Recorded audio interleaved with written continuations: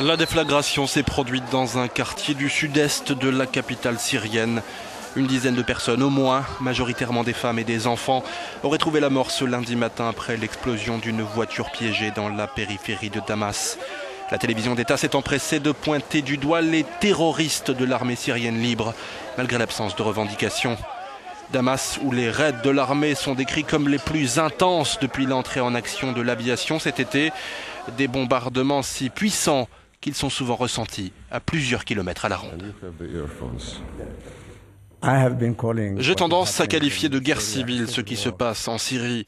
Et à vrai dire, l'une des très rares choses, peut-être même la seule, sur laquelle les deux parties s'accordent, est qu'il ne s'agit pas d'une guerre civile.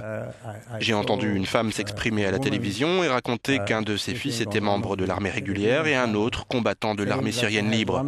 Si ce n'est pas ça que l'on appelle guerre civile, alors je ne sais pas de quoi il s'agit.